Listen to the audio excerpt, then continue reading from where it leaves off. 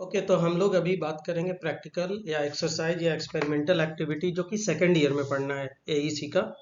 AEC EVS के second year में, और इसका नाम होगा थ्योरी इनटू प्रैक्टिस 2। यदि आपने फर्स्ट ईयर में पढ़ा था तो 1 है, सेकंड ईयर में आपको पढ़ना है तो 2, यानी कि ये थर्ड सेमेस्टर या फोर्थ सेमेस्टर में हम पढ़ेंगे। तो इसमें प्रैक्टिकल क्या करना है वो देखते हैं। प्रैक्टिकल फाइल जब हम तैयार करेंगे तो प्रैक्टिकल फाइल तैयार करने के बीच में हमें क्या क्या लिखना है। तो प्रैक्टिकल फाइल के लिए जो मेन पॉइंट्स होगा वो इंक्लूड करना है कम से कम फाइल में जब हम प्रैक्टिकल करेंगे, जिसमें कि एक्सपेरिमेंट का नाम लिखना होगा, कौन सा एक्सपेरिमेंट आप कर रहे हो, कौन सा प्रैक्टिकल या एक्सरसाइज है। उसके बाद एम और ऑब्जेक्टिव, लक्ष्य या उद्देश्य। फिर उसके बारे में इंट्रोडक्शन या परिचय, मटेरियल मेथड या सामग्री एवं विधि, एनालिसिस, रिजल्ट और डिस्कशन यानी विश्लेषण, परिणाम और चर्चा। तो इसको भी इंक्लूड करना है, और जो सबसे इम्पोर्टेंट पॉइंट है इसमें वो होगा कंक्लूजन का, यानी फाइनली आपने क्या एनालिसिस किया, क्या रिजल्ट आया, तो आप कैसे इसको कंक्लूड कर रहे हैं, क्या निष्कर्ष निकाल रहे हैं आप इस अपने प्रैक्टिकल से। और लास्ट में रेफरेंसेस के बारे में लिखना है कि कौन कौन सा रेफरेंस आपने इस प्रैक्टिकल को पूरा करने में लिया है। तो जैसे पहला प्रैक्टिकल है उसका नाम होगा, इसमें जो फर्स्ट प्रैक्टिकल हम करवाएंगे उसका नाम होगा assessment of carbon footprint using online database या मैथमेटिकल टूल्स, यानी कि किसी भी देश के ऑनलाइन डेटाबेस का उपयोग करके या गणितीय उपकरणों का उपयोग करके ऑनलाइन माध्यम से कार्बन पद चिन्ह का आकलन करना है। कार्बन पद चिन्ह मतलब कार्बन फुटप्रिंट का। लेकिन जैसे ही प्रैक्टिकल फाइल हम तैयार करेंगे तो प्रैक्टिकल फाइल आप मार्केट से जो खरीदते हो ऑलरेडी उसमें इंडेक्स बना हुआ रहता है। इन केस ना भी हो तो उसको इस तरह से सीरियल नंबर यानी प्रैक्टिकल फाइल इंडेक्स कहेंगे या व्यवहारिक फाइल सूचकांक। तो इस तरह से सीरियल नंबर 1 ऐसे करके टाइटल ऑफ द एक्सरसाइज या name of the experiment, practical का डेट, सबमिशन डेट, सिग्नेचर और रिमार्क, इस तरह का तुमको एक बना लेना है। और उसके बाद जो फर्स्ट प्रैक्टिकल है, जैसे मान लो हम लोग फर्स्ट प्रैक्टिकल अभी कर रहे हैं जिसका कि नाम है analysis of carbon footprint using online database, तो ये फर्स्ट प्रैक्टिकल हुआ। कब किया हमने, उसमें डेट डाल दिया। यदि सबमिशन डेट कब हमने टीचर को सबमिट किया उसका डेट डालेंगे, और फाइनली टीचर जो है यहाँ पे साइन कर देगा। उसके बाद मान लो सेकंड प्रैक्टिकल हम कर रहे हैं तो यहाँ पे 2 लिखेंगे, दूसरा प्रैक्टिकल। यदि हम दूसरा प्रैक्टिकल लिख रहे हैं तो इसमें जैसे मान लो कि सेकंड प्रैक्टिकल क्या कर रहे हैं, तो आपने मान लो कि इम्पैक्ट ऑफ क्लाइमेट चेंज के बारे में आपने कुछ किया तो यहाँ पे इम्पैक्ट ऑफ क्लाइमेट चेंज लिख देंगे। सेम वही चीज, डेट, सबमिशन डेट और यहाँ पे टीचर का सिग्नेचर। तो इस तरह से एक इंडेक्स बनाना बहुत जरूरी होता है जिसके बारे में डिटेल रहता है प्रैक्टिकल के बारे में कि कौन कौन सा प्रैक्टिकल। अच्छा, एक जो मेन पॉइंट है जो मैं भूल गया कि यहाँ पे आपने लिखना है पेज नंबर। तो पेज नंबर, तो पेज नंबर का भी एक इंडेक्स करोगे। जैसे पेज नंबर मान लो ये फर्स्ट प्रैक्टिकल है तो फर्स्ट प्रैक्टिकल 1 to 4 के बीच में है तो 1 to 4 लिख देंगे। सेकंड प्रैक्टिकल है जो फिफ्थ, पेज नंबर 5 से 8 तक है तो इतना 5 to 8 लिख देंगे। तो ये पेज नंबर भी इंक्लूड करना है हमको, सिग्नेचर के पहले ही इसको इंक्लूड कर देना। अब आती है इसमें बात इंट्रोडक्शन की, तो इंट्रोडक्शन में क्या लिखेंगे भाई। इंट्रोडक्शन ये होगा कि कार्बन फुटप्रिंट के बारे में कितना जानते हो, तो उसके बारे में एक पैराग्राफ कम से कम लिख देना है कि carbon footprint is the total set of green house gases. It's a total set of green house gases emissions like carbon dioxide, methane, nitrous oxide, directly emitted or indirectly emitted by an individual or entity। इसको कैसे determine करते हैं हम, तो ये जो है वो it is determined by your daily lifestyle and activity such as travel, fuel consumption या electrical use, consumption of product and services. तो यह पदचिन्ह आपकी, यह पदचिन्ह मतलब कार्बन पदचिन्ह आपकी दैनिक जीवन शैली और गतिविधियां जैसे कार, विमान, ट्रेन आदि, विद्युत उपयोग, उत्पादों और सेवाओं की खपत, आपके द्वारा किए जाने वाले खाद्य पदार्थ आदि से निर्धारित होता है। तो ये कार्बन फुटप्रिंट है कि कितना हम ग्रीन हाउस गैस इमिट करते हैं, वो है कार्बन फुटप्रिंट। जैसे कुछ पॉइंट्स है जिसको ध्यान में रखना है कि methane is greenhouse gas that has stronger effect on global warming than carbon dioxide, and it is also found that methane has 23 times more greenhouse effect potential than carbon dioxide। तो to be able to compare it with the effect of CO2 it is converted into carbon dioxide equivalent. Carbon dioxide equivalent में इसको convert किया जाता है, क्योंकि ये दिखाया जाता है कि भाई कितना टाइम से कार्बन डाइऑक्साइड इक्विवेलेंट के यूनिट में हम जनरली कार्बन फुटप्रिंट को मेजर करेंगे। तो like this it is possible to say that 1 ton of methane has the same effect on climate change as of 23 tons of carbon dioxide. यानी इस तरह से यह कहना संभव है कि मीथेन का 1 टन जलवायु परिवर्तन पर 23 टन कार्बन डाइऑक्साइड के बराबर इसका प्रभाव होगा। तो यह है ग्लोबल वार्मिंग को कैसे कंपेयर करेंगे, या कार्बन डाइऑक्साइड इक्विवेलेंट में हम कार्बन फुटप्रिंट को कैसे मेजर करते हैं, वो डिटेल्स है। और भी आगे देखते हैं हम कि कार्बन फुटप्रिंट जो है इसके बारे में मेन आपको इंट्रोडक्शन लिखना है, खुद से डिटेल में पढ़ना, इसी वेबसाइट पर दिया हुआ है, सारा डिटेल्स दिया हुआ होगा। तो इंट्रोडक्शन वाले पार्ट में बस एक पैराग्राफ इसमें लिखना है और कुछ नहीं। तो इसमें हम कैसे करेंगे भाई, क्या क्या स्टेप्स होगा। जो इंट्रोडक्शन हो गया, इंट्रोडक्शन के बाद जो एनालिसिस है, मेथड है, मटेरियल मेथड वाले पार्ट में वो कैसे हम लिखेंगे, उसमें कहाँ जाएगा। तो उसमें जो फर्स्ट स्टेप हम लिखेंगे वो ये होगा। फर्स्ट स्टेप क्या है, तो फर्स्ट स्टेप ये है कि आप गूगल सर्च कीजिए, ये कीवर्ड होगा कार्बन फुटप्रिंट कैलकुलेटर और गुजरात गवर्नमेंट, ऐसे डाल दीजिए। हालांकि बहुत सारे कैलकुलेटर ऑनलाइन अवेलेबल हैं, लेकिन इसमें carbon footprint calculator Gujarat government का हम कीवर्ड डालेंगे। और डालने के बाद जो भी लिंक आएगा उस पर क्लिक करेंगे। जब आप इसको इंटर कर दोगे, सर्च करोगे, तो ये पहला वाला जो भी अपीयर होता है, या पहला हो दूसरा हो, तुमको स्क्रॉल करके सर्च करना है कि कौन सा है। तो वो गुजरात गवर्नमेंट .in है, gujarat.gov.in। यहाँ पे carbon footprint calculator climate change department ये लिखा आएगा। फिर इसके ऊपर हम क्लिक करेंगे, इसके ऊपर क्लिक करेंगे, ये लिंक है, इस लिंक के ऊपर क्लिक करेंगे। क्लिक करेंगे जब, तो कुछ इस तरह से पेज खुला हुआ आएगा और ये इसका वेबसाइट होगा, ऐसे ये वाला वेबसाइट। ये सेकेंड स्टेप है, ये इस तरह से लिखा हुआ आएगा व्हाट इज कार्बन फुटप्रिंट। तो डिटेल इसमें भी है कि कार्बन जो पद चिन्ह है वो है क्या, उसके बारे में क्या जानते हो। तो सारी डिटेल्स है अवेलेबल यहाँ पे, तुम यहाँ पे सर्च कर सकते हो और पढ़ सकते हो, लिख सकते हो उसको। तो अब जो नेक्स्ट स्टेप होगा, जैसे ही आप उस पर क्लिक करेंगे इस वाले वेबसाइट पे, तो आएगा ये वाला ऑप्शन कार्बन फुटप्रिंट कैलकुलेटर। जब कार्बन फुटप्रिंट कैलकुलेटर आएगा, तो देखो अभी वो दिख रहा था कि carbon what is carbon footprint, इस पे हमने नहीं क्लिक किया। उसके नीचे जस्ट जो है ये अवेलेबल है calculate your carbon footprint, calculate करने के लिए आएगा, और साथ में डिटेल्स यहाँ से यहाँ तक फिल करना होगा हमें। वो डिटेल्स क्या क्या है वो देखो। जैसे एक हम इसमें यदि बात देखें तो इसमें क्या क्या है, select number of people in your home, आपके घर में कितने लोग हैं उसके बारे में आपको सेलेक्ट करना है यदि कैलकुलेट करने जा रहे हैं हम। तो इस तरह का जो आएगा पेज खुल के, तो उसमें कह रहा है कि हाउस होल्ड में आपका कार्बन फुटप्रिंट कितना है, वो दिखा रहा है ये। तो जैसे कह रहा है कि इलेक्ट्रिसिटी, अब पहले तो number of peoples, select number of people in your home, जैसे यहाँ पे 1 है बाय डिफॉल्ट। हम यहाँ पे सोचेंगे कि नहीं, हमारे घर में 4 पीपल्स हैं, 4 लोग हैं, हम लोग घर में हैं, तो उन 4 लोगों का ही हमें कार्बन फुटप्रिंट कैलकुलेट करना है। तो इन 4 लोगों में क्या करेंगे, जैसे इलेक्ट्रिसिटी कंजम्पशन, तो इसमें क्या करेंगे, ये कह रहा है कि inter your 1 month consumption of each type of energy mentioned below and press the calculate button. तो ठीक है, कर लेंगे हम। तो इलेक्ट्रिसिटी मान लो कि हमारे घर में कंजम्पशन हो रहा है, जैसे यहाँ पे हम इसमें लिखते हैं कि 200 यूनिट, 200 यूनिट लिख दिया हमने, या 100 यूनिट लिख सकते हो, तुम्हारी मर्जी। कोई भी प्रैक्टिकल करो, अपने हिसाब से करना है कि तुम्हारे घर में कितना यूनिट 1 मंथ में कंजम्पशन हो रहा है।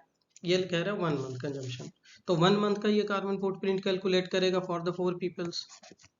तो क्या क्या रहा है ये, एलपीजी गैस है मान लो हमारे घर में, तो एक महीने में कितना एलपीजी गैस हम यूज करते हैं। तो ये कह रहा है कि enter the number of LPG cylinder consumed in the last month, या consumed in the 1 month for household purpose only like cooking. तो इसमें मान लो हमारे घर में एक महीने में 2 सिलेंडर यूज होता है, या 1 सिलेंडर यूज होता है, जो भी तुम्हारी मर्जी वो करो। उसके बाद कहता है कि now enter the weight of coal used for the domestic purpose in the last month, यानी domestic use of coal in cooking और हीटिंग कैन बी इंक्लूडेड, यानी घर में जितना कोयला जलाते हैं और उस कोयले का जला करके उसका उपयोग या तो कुकिंग करने में करो, खाना बनाने में, किचन पर्पस से, या तो फिर हीटिंग पर्पस से रूम हीटिंग के रूप में यूज करो, या जैसे भी करते हैं। तो ये कहता है वही इंक्लूड करना है इसमें, और उसका यूनिट जो होगा किलोग्राम पर मंथ। तो भाई आजकल कहाँ कोई यूज करता है कोयले का? बहुत कम जगह। ज़्यादातर लोगों के साथ अब एलपीजी अवेलेबल है या तो इलेक्ट्रिसिटी अवेलेबल है। तो यहाँ पे एलपीजी मान लो कि 2 सिलेंडर लिख दिया, तो कोयले में यदि नहीं करते तो हम इसमें 0 लिख देंगे। यहाँ पे 0 किलोग्राम पर मंथ, क्योंकि हम यूज़ नहीं करते। यदि तुमको लगता है कि तुम्हारे घर में यूज होता है तो तुम यहाँ पे लिख दो 1 किलोग्राम, 2 kg, 3 kg, 4 kg, तुम्हारी मर्जी। अब उसके बाद क्या करेंगे कि किस यूनिट में आपको मेजर करना है ये कार्बन फुटप्रिंट। अब हम इस पे आते हैं, जरा सा मैं इसको मिटा दूं। अब इसमें तुमने इसको जब फिल कर लिया, तो फिल करने के बाद जो बात होगी वो ये होगी, ये कह रहा है कि हाउस होल्ड फुटप्रिंट जो है आपको कौन से यूनिट में कैलकुलेट करना है। तो बाय डिफॉल्ट ये पेज जब देखोगे तो यहाँ पर किलोग्राम कार्बन डाइऑक्साइड इक्विवेलेंट लिखा हुआ है ऑलरेडी। और कार्बन डाइऑक्साइड इक्विवेलेंट का मतलब आपने समझ लिया, या ध्यान से पढ़ना वो वाली स्लाइड को, तो वहाँ पे और समझ में आ जाएगा। या तो तुम turns of carbon dioxide equivalently use कर सकते हो, 2 यूनिट तुम्हारे लिए अवेलेबल है। तो किसी भी यूनिट पे क्लिक करो, कोई फर्क नहीं पड़ता, तुम किलोग्राम पे ही करो, ऑलरेडी छोड़ दो किलोग्राम पर। और यहाँ पे कह रहे हैं calculate your house hold footprint. तो ये क्या करेंगे, फिर यहाँ पे क्लिक करेंगे इस वाले बटन पे, click your house hold footprint. तो जैसे ही यहाँ पे जब क्लिक करोगे तो ये total house hold footprint calculate होकर के आ जाएगा। बाय डिफॉल्ट अभी 0 दिखा रहा है क्योंकि यहाँ पर हमने कुछ फिल नहीं किया। तो इस तरह से ये कैलकुलेट होकर के आ जाएगा।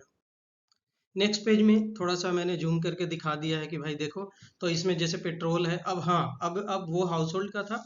दूसरा स्टेप है कि आप ट्रांसपोर्टेशन के लिए कर सकते हैं, कहीं जाना है, आना है। एक कोई भी पर्सन जो है अपने पूरे 1 मंथ में उसको ऑफिस जाना होता है, यदि स्टूडेंट हो तो उसको स्कूल जाना है, ऑफिस जाना है, कहीं खेलने जाना है, कहीं ट्रेवल करता है, तो ये सारा चीज इंक्लूड हो रहा है उसके कार्बन फुटप्रिंट में, जो कार्बन फुटप्रिंट है। तो 24 आवर में कितना ट्रेवल कर रहा है, या विद इन 1 मंथ कितना कह रहा है। तो ये कैलकुलेट करने के लिए कह रहा है कि inter your per month fuel consumption, कितना ईंधन आप खपत करते हैं 1 महीने में ट्रांसपोर्टेशन में। और उसके बाद प्रेस द कैलकुलेट बटन। तो this is your calculate button, finally you have to press this. तो पेट्रोल मान लो, पेट्रोल कह रहा है कि enter the quantity of petrol in litre, है ना, in litres consumed by your vehicle in 1 month. 1 महीने में कितना पेट्रोल आपने कंज्यूम किया, खपत किया, उसके बारे में लिखना है इसमें। तो जैसे मान लो कि हम 1 महीने में 10 लीटर पेट्रोल खपत करते हैं, तो यहाँ पे 10 लिख देंगे पर मंथ। डीजल, हमारे पास डीजल व्हीकल भी है, तो हम लिख देंगे कि डीजल तो भाई हम ज़्यादा करते हैं, 20 लीटर्स पर मंथ। यदि किसी के घर में नहीं है तो यहाँ पे 0 लिख सकता है, यहाँ पे 0 कर देगा। लिखेगा सीएनजी, तो सीएनजी ऑपरेटेड व्हीकल है हमारे पास, तो हम लिख देंगे कि हाँ भाई हम 10 kilogram CNG per month use करते हैं। उसी तरह से कह रहा है फाइनली कि इंटर योर एलपीजी या auto LPG consumed by your vehicle in 1 month. भाई एलपीजी वाला जो सिस्टम है उसके अकॉर्डिंग हम तो व्हीकल में एलपीजी यूज करते ही नहीं है, तो यहाँ पे 0 लिख देंगे। तो हमारे पास मेनली 3 हो गया, पेट्रोल, डीजल और सीएनजी, इसमें 0 लिख देंगे। और इस तरह से फाइनली सेम वही चीज, किलोग्राम कार्बन डाइऑक्साइड इक्विवेलेंट, ई मतलब इक्विवेलेंट, ध्यान रखना ये पूछे जाते हैं क्वेश्चन। तो और फाइनली इसको प्रेस कर देंगे हम, कैलकुलेट योर ट्रांसपोर्टेशन फुटप्रिंट। तो यहाँ से हमें ये पता चल जाएगा और यहाँ पे रिजल्ट आ जाएगा, इसको नोट कर लेना। रिजल्ट ये आ जाएगा कि इतना kilogram carbon dioxide equivalent footprint है हमारा ट्रांसपोर्टेशन के मोड में। तो हम चाहें तो अभी हमने देखा कि हाउस होल्ड में कितना हुआ था, हाउस होल्ड में, फिर उसके बाद इसमें जोड़ देंगे ट्रांसपोर्टेशन में, तो हमें पता चल जाएगा कि भाई हमारा 24 आवर में इतना है। तो मतलब 1 मंथ में ट्रांसपोर्टेशन और हाउस होल्ड मिला करके कितना कार्बन फुटप्रिंट हम जनरेट कर रहे हैं, तो ये हमें पता चल जाएगा यहाँ से। जैसे कैलकुलेट कर लिया इसमें, फाइनली जब वो बटन प्रेस करोगे तो योर कार्बन फुटप्रिंट ऐसे आ जाएगा। हाउस होल्ड से कितना आया, चूंकि 0 हमने कुछ फिल नहीं किया है इसीलिए बाय डिफॉल्ट ये 0 दिखा रहा है, इतना kilogram carbon dioxide equivalent per month. उसी तरह से हाउस होल्ड के बाद कह रहा है कि टोटल पर पर्सन भी कैलकुलेट कर देगा, और फिर कैलकुलेट के लिए यही ग्रीन वाला बटन तुमको प्रेस करना है।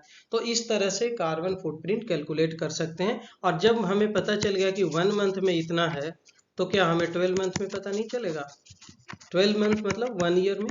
और इसी तरह से हमें पता चल जाएगा कि हमने पूरे अपने लाइफ साइकिल में जितना दिन हम जिंदा रहते हैं उतने दिन में हम कितना कार्बन फुटप्रिंट हमारा है ओवरऑल।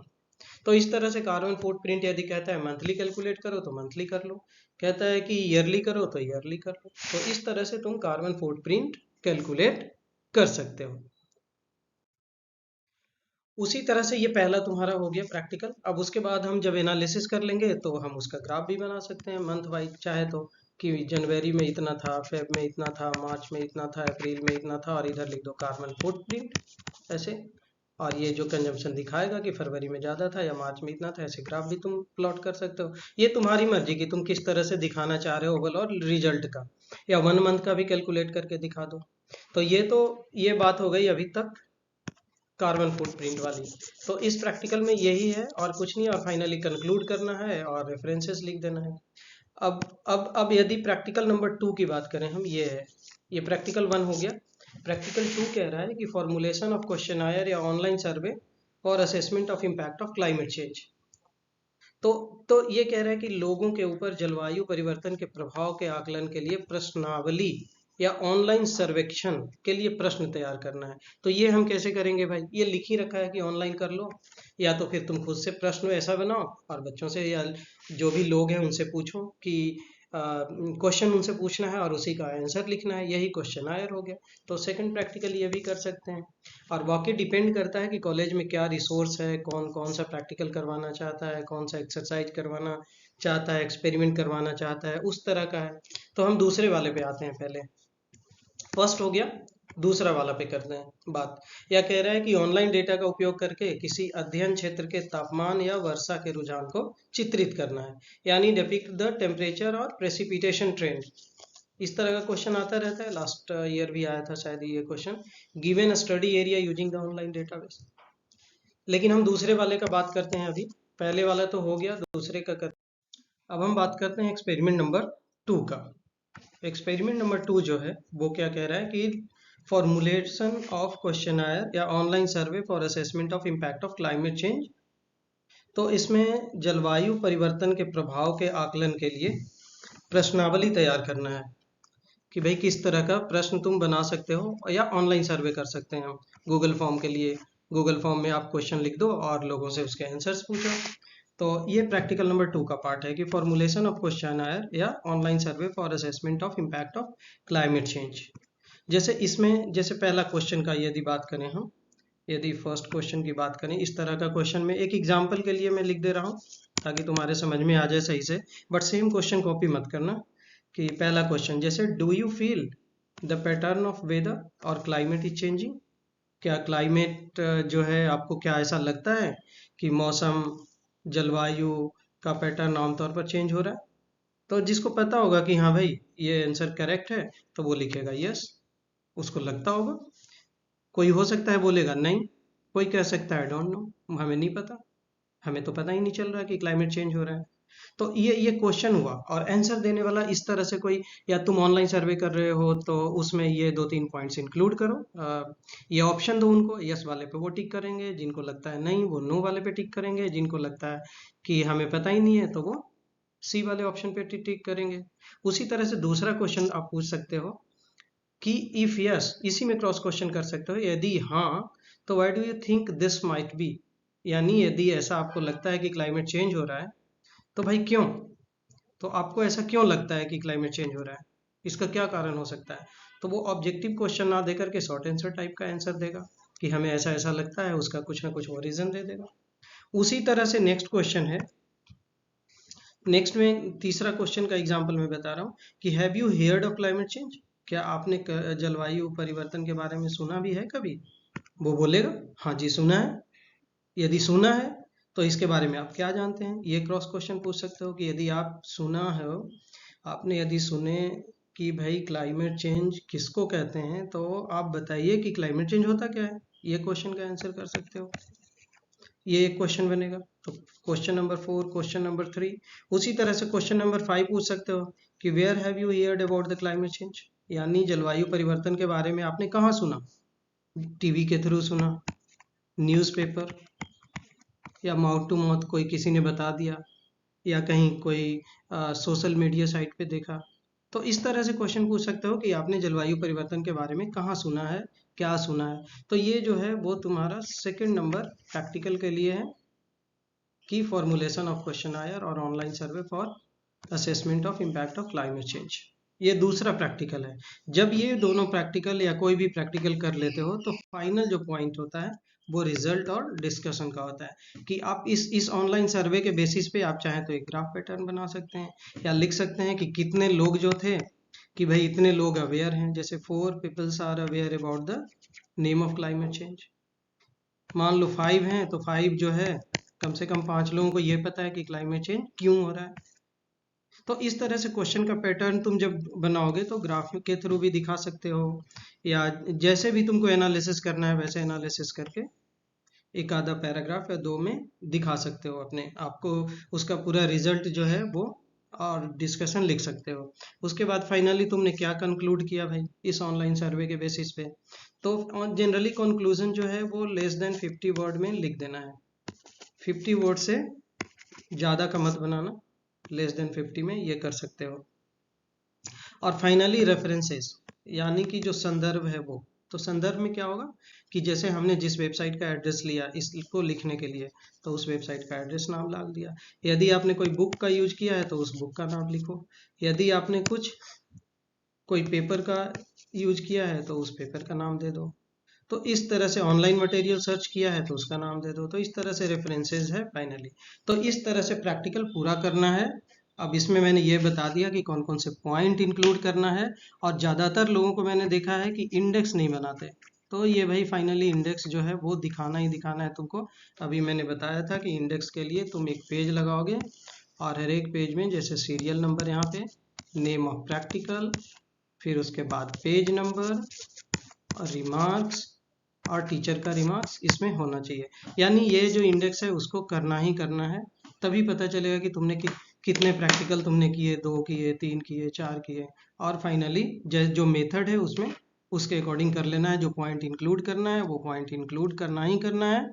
फिर ये जो 2 प्रैक्टिकल है वो तुम लोगों के लिए है कम से कम मिनिमम एक कार्बन फुटप्रिंट, और दूसरा प्रैक्टिकल है क्वेश्चन आयर का या प्रश्नावली बनाने का, या ऑनलाइन सर्वे के माध्यम से तुमको ये दिखाना है कि भाई लोग कितना अवेयर हैं क्लाइमेट चेंज के बारे में।